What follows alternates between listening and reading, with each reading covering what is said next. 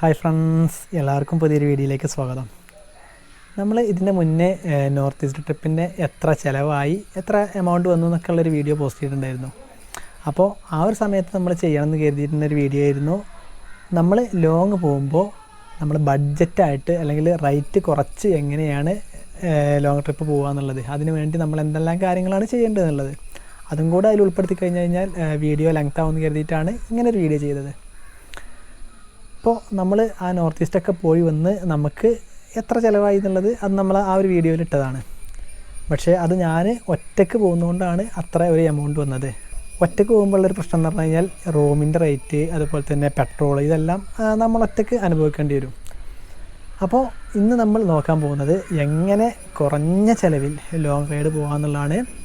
ഇത് ഞാൻ അനുഭവിച്ചതിൻ്റെ അടിസ്ഥാനത്തിലാണ് പറയുന്നത്. നമുക്ക് അറിവുകൾ എവിടെ നിന്നും കിട്ടും. ഇപ്പോൾ നമുക്ക് ആരെങ്കിലും പറഞ്ഞു തന്നു കഴിഞ്ഞാൽ നമുക്കത് മനസ്സിലാവും. ഇപ്പോൾ ഒരാൾ പറയുകയാണ് ഇങ്ങനെ ലോങ് ട്രിപ്പ് പോകുമ്പോൾ ഇങ്ങനെ ചെയ്യണമെന്ന് പറഞ്ഞു കഴിഞ്ഞാൽ നമുക്കതിൽ അറിവായിട്ട് കിട്ടും. പക്ഷേ നമുക്ക് തിരിച്ചറിവുണ്ടാവണമെന്നുണ്ടെങ്കിൽ നമ്മളെ അനുഭവത്തിൽ നിന്ന് പഠിക്കണം.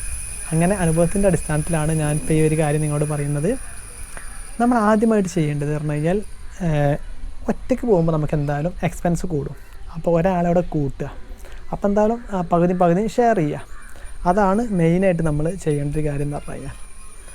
പിന്നെ നമ്മൾ ചെയ്യേണ്ട കാര്യം എന്ന് പറഞ്ഞാൽ നമുക്ക് ഏറ്റവും യാത്രകളിൽ കൂടുതൽ ചിലവ് വരുന്നത് പറഞ്ഞാൽ റൂമാണ്. ഇപ്പോൾ റൂം ഒരാൾ പോകുമ്പോൾ ഇപ്പോൾ എനിക്ക് ഏറ്റവും കുറഞ്ഞത് പറഞ്ഞാൽ 300 രൂപ മുതൽ കിട്ടിയിട്ടുണ്ട്. 300, 400, 600, 900 ഒക്കെ ആയിട്ട് വന്നിട്ടുണ്ട്. പക്ഷേ 2 പേര് പോകുമ്പോൾ എന്തായാലും നമുക്ക് ആ റേറ്റിന് കിട്ടില്ല. ഒരാളാവുന്നതുകൊണ്ടാണ് നമുക്ക് ആ റേറ്റിന് കിട്ടുന്നത്. ഇത് ഒഴിവാക്കാൻ വേണ്ടി നമ്മൾ ചെയ്യേണ്ട കാര്യം ടെൻറ്റ് കൊണ്ടുപോകുക എന്നുള്ളതാണ്.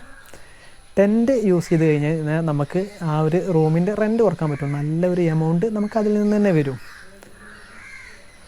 2 ആളാകുമ്പോൾ നമുക്ക് ധൈര്യമായിട്ട് ടെൻ്റ് അടിക്കാം. ഇപ്പോൾ ഒരാളാകുമ്പോൾ നമുക്ക് ടെൻ്റ് അടിക്കാൻ ബുദ്ധിമുട്ടായിരിക്കും. കാരണം നമ്മളെ ലഗേജും കാര്യങ്ങളും എല്ലാം നമുക്ക് ഒറ്റയ്ക്കാകുമ്പോൾ ഒരു ബുദ്ധിമുട്ടായിരിക്കും.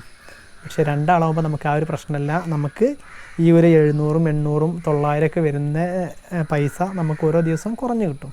അപ്പോൾ അത് വളരെ നല്ലൊരു കാര്യമാണ്. ചിലവ് ഏറ്റവും കുറക്കാൻ പറ്റുന്നൊരു കാര്യമാണ്. മാത്രമല്ല ടെൻറ്റിലൊക്കെ കടന്നു കഴിഞ്ഞാൽ നമുക്ക് ഉഷാറായിട്ട് ഉറക്കം കിട്ടും ചെയ്യും. പിന്നെ ഉറക്കത്തിൻ്റെ ഒരു ക്ഷീണമോ കാര്യങ്ങളോ ഒന്നും ഉണ്ടാവില്ല. അപ്പോൾ അത് ഏറ്റവും നല്ലൊരു കാര്യമാണ്. പമ്പുകൾ, അതുപോലെ തന്നെ നല്ല നല്ല ഒഴിഞ്ഞ സ്ഥലങ്ങളൊക്കെ ഇപ്പോൾ നമ്മൾ ആസാം, മേഘാലയ, നാഗാലാൻഡ് ആ പോകുന്ന സ്ഥലങ്ങളിലൊക്കെ നല്ല നല്ല സ്ഥലങ്ങൾ നമുക്ക് കാണാൻ പറ്റും. നല്ല പച്ചപ്പരവതാനി വിരിച്ച നല്ല അരുവികളൊക്കെ ഉള്ള നല്ല നല്ല സ്ഥലങ്ങൾ. അടുത്ത് തന്നെ വെള്ളവും കാര്യങ്ങളും, അങ്ങനെ നമുക്ക് എല്ലാ കാര്യങ്ങളും കഴിഞ്ഞ് രാവിലെ എണീറ്റ് ഫുള്ള് റെഡി ആയതിനു ശേഷം നമുക്ക് യാത്ര തുടരാൻ പറ്റും. അങ്ങനത്തെ ധാരാളം സ്ഥലങ്ങളുണ്ട്. ആ ഒരു സ്ഥലത്തെത്തുമ്പോൾ നമുക്ക് ടെൻ്റ് അടിച്ച് കഴിഞ്ഞാൽ ആ ഒരു പൈസ കുറക്കാൻ പറ്റും. പിന്നെ ലോങ് പോകുമ്പോൾ നമുക്ക് നമ്മളെ അറിയുന്ന അല്ലെങ്കിൽ നമ്മുടെ ഫ്രണ്ട്സിൻ്റെ ആരെങ്കിലുമൊക്കെ ഉണ്ടെങ്കിൽ അവരുമായിട്ടൊക്കെ ബന്ധപ്പെട്ട് കഴിഞ്ഞാൽ കുറേ ധാരാളം നമുക്ക് ചിലവുകൾ കുറക്കാൻ പറ്റും. ചെറിയ റൂമോ കാര്യങ്ങളോ അങ്ങനത്തെ ഫുഡോ, യാത്രയിൽ ഒരു നേരത്തെ ഫുഡ് പോലും നമുക്ക് കിട്ടിക്കഴിഞ്ഞ് കഴിഞ്ഞാൽ നമുക്ക് വളരെ സന്തോഷമാണ്. പിന്നെ മാത്രമല്ല നമുക്ക് നമ്മളെ ബഡ്ജറ്റിൽ നിന്ന് അത്ര രൂപ കുറയാണ്. ചെറിയൊരു പൈസ കുറഞ്ഞാൽ പോലും നമുക്ക് വലിയൊരു സംഭവമായിട്ട് മാറും. അപ്പോൾ അങ്ങനത്തെ കാര്യങ്ങളൊക്കെ ഉപയോഗിച്ച് കഴിഞ്ഞാൽ നമുക്ക് ആ യാത്രയിൽ കുറേ റേറ്റ് കുറക്കാൻ പറ്റും. പിന്നെ മാത്രമല്ല നമ്മൾ സോളോ ഒക്കെ പോകുന്ന സമയത്ത് പറഞ്ഞു കഴിഞ്ഞാൽ നമ്മളെ കുറേ ആളുകൾ വീട്ടിലേക്ക് കൊണ്ടുപോകും.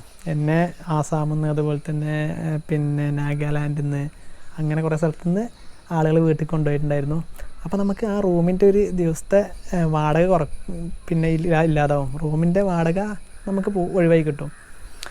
അത് സോളോ ആകുമ്പോഴാണ് മിക്കവാറും കൊണ്ടുപോകുള്ളൂ. 2 പേരൊന്നും ഉണ്ടാകുമ്പോൾ ആളുകൾ കൊണ്ടുപോകാൻ മടിക്കും. ഒറ്റയ്ക്കാകുമ്പോൾ പിന്നെ നമ്മളോടുള്ള ദയയിൽ അവരിങ്ങനെ കൊണ്ടുപോകും. പിന്നെ അങ്ങോട്ട് ചോദിച്ചു കഴിഞ്ഞാലൊക്കെ ധാരാളം ആളുകൾ കൊണ്ടുപോകും കേട്ടോ. പക്ഷേ ഞാൻ പിന്നെ അതിന് നിന്നിട്ടില്ല. എന്നോട് ഇങ്ങോട്ട് വന്ന് അതന്നെ എനിക്ക് പോകാൻ മടിയായിരുന്നു. നമ്മൾ അവരെ ബുദ്ധിമുട്ടിക്കണ്ടല്ലോ എന്നുള്ളൊരു തോന്നൽ നമുക്കുണ്ടായിരുന്നു. പിന്നെ അങ്ങനെ അതൊരു ഇൻട്രസ്റ്റായി മാറിയപ്പോൾ നല്ല അനുഭവങ്ങളാണ്. ധാരാളം കാര്യങ്ങൾ നമുക്ക് ആ യാത്രയിലൂടെ മനസ്സിലാക്കാൻ പറ്റും. അപ്പോൾ അങ്ങനെയൊക്കെ ഒറ്റയ്ക്ക് പോകുന്ന ആളുകളാണെങ്കിൽ നമുക്ക് അങ്ങനെയോടെ കുറക്കാം. പക്ഷേ ഈ ഒരു റൂംസിൻ്റെ കാര്യത്തിലാണ് നമുക്ക് അങ്ങനെ ഒരു കൂടുതൽ എമൗണ്ട് വരിക. പക്ഷേ 2 ആൾ പോകുമ്പോൾ വളരെ ബഡ്ജറ്റായിട്ട് പോകാൻ പറ്റും. ഇനി എന്തായാലും അടുത്ത ട്രിപ്പൊക്കെ നല്ല പറ്റിയ ഒരാളെ കൂടെ കൂട്ടിക്കൊണ്ടുപോകണമെന്നുണ്ട്. പിന്നെ നമ്മൾ റൂം എടുക്കുകയാണെന്നുണ്ടെങ്കിൽ വലിയ വലിയ സിറ്റികളിൽ വലിയ നല്ല നല്ല ബിൽഡിങ്ങുകളുടെ ഭാഗത്ത് നോക്കാതിരിക്കാം. നല്ല റേറ്റ് ആയിരിക്കും. കുറഞ്ഞ ഏരിയകളിൽ നോക്കുക. പിന്നെ അതുപോലെ തന്നെ നമ്മൾ ഗൂഗിളിലൊക്കെ ലോ ബഡ്ജറ്റ് റൂംസ് നോക്കി കഴിഞ്ഞ് കഴിഞ്ഞാൽ നമുക്ക് കുറേ കാണാൻ പറ്റും. ഏത് സ്ഥലത്താണ് നമ്മൾ എത്തുന്നതെങ്കിൽ ആ സ്ഥലത്ത് എത്തുന്നതിന് മുമ്പ് നമ്മൾ ഉച്ചക്ക് ഭക്ഷണം കഴിക്കുന്ന ആ സമയത്തൊക്കെ നമ്മളൊന്ന് വെറുതെ നോക്കുക. അപ്പോൾ നമുക്ക് അങ്ങനത്തെ റൂംസുകൾ കാണാൻ പറ്റും. ഏത് സ്ഥലത്താണ് നമ്മൾ എത്തിപ്പെടാന്നുണ്ടെങ്കിൽ ആ ഒരു സ്ഥലത്തെ നോക്കുക. എന്നിട്ട് നമ്മൾ അതിൻ്റെ നമ്പറിൽ വിളിച്ച് കുറച്ചൊക്കെ ബാർഗെയിൻ ചെയ്ത് കഴിഞ്ഞാലൊക്കെ റേറ്റ് കുറഞ്ഞ റൂമുകൾ കിട്ടും.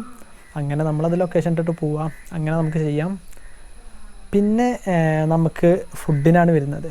ഫുഡിൻ്റെ കാര്യം എന്ന് പറഞ്ഞു കഴിഞ്ഞാൽ നമ്മൾ പിന്നെ യാത്രയൊക്കെ ആകുമ്പോൾ കൂടുതലായിട്ടൊന്നും നല്ല ഭക്ഷണങ്ങളൊക്കെ കഴിക്കാതിരിക്കുക, വലിയ വലിയ ഹോട്ടലുകളിൽ കയറാതിരിക്കുക.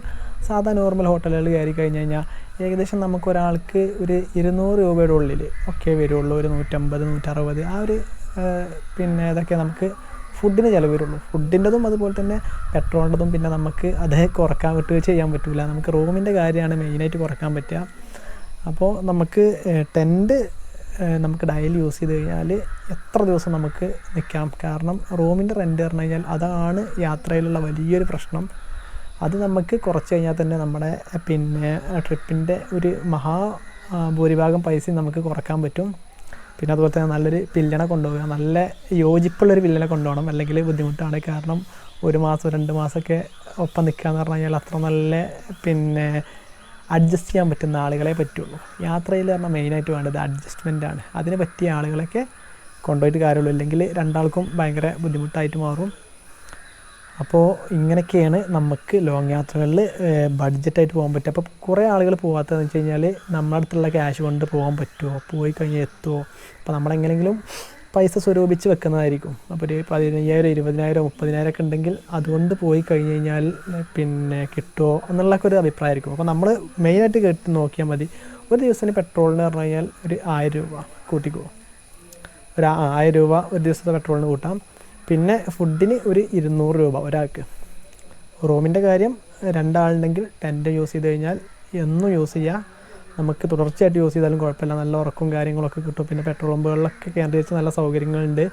അവിടെ നമുക്ക് കുളിക്കാനും എല്ലാത്തിനും പറ്റും. പിന്നെ അത് മാത്രമല്ല നല്ല നല്ല ഒഴിഞ്ഞ സ്ഥലത്ത് നല്ല അരുവികളും കാര്യങ്ങളൊക്കെ പറഞ്ഞല്ലോ. അപ്പോൾ അതിനൊക്കെ ഒരു ബുദ്ധിമുട്ടുമില്ല. ഇവിടെ പോയി കഴിഞ്ഞാലും നല്ല അടിപൊളി സ്ഥലങ്ങളും കിട്ടും. ഇതാണ് മെയിനായിട്ട് നമുക്ക് വരുന്ന ചിലവ് എന്ന് പറഞ്ഞു കഴിഞ്ഞാൽ. ഇത് നിയന്ത്രിച്ച് കഴിഞ്ഞ് കഴിഞ്ഞാൽ നമുക്ക് എവിടെയും കറങ്ങാം. നല്ല സമയമൊക്കെ ഉണ്ടെച്ചെങ്കിൽ നമുക്ക് വളരെ ബഡ്ജറ്റ് റേറ്റ് കുറഞ്ഞ് ഉള്ള യാത്രകൾ പോകാം. അപ്പോൾ ഇത്രയൊക്കെയാണ് ഈ ഒരു വീഡിയോ എന്ന് പറഞ്ഞത്. തീർച്ചയായിട്ടും ലോങ് ട്രിപ്പ് പോകാൻ ആഗ്രഹമുള്ള, ലോങ്ങൊന്നും പോകാത്ത ആളുകളെ സംബന്ധിച്ച് വളരെ ഉപകാരപ്രദമായ വീഡിയോ തന്നെ ആയിരിക്കും. നമ്മളെ അനുഭവത്തിൽ നിന്നാണ് ഈ കാര്യങ്ങൾ പറയുന്നത്. അപ്പോൾ ഇത്രയൊക്കെയുള്ള വീഡിയോ. നിങ്ങൾക്കെല്ലാവർക്കും ഈ വീഡിയോ ഇഷ്ടമായി എന്ന് കരുതുന്നു. ഇനി അടുത്തൊരു വീഡിയോയുമായി കാണുന്നവരെ ഗുഡ് ബൈ.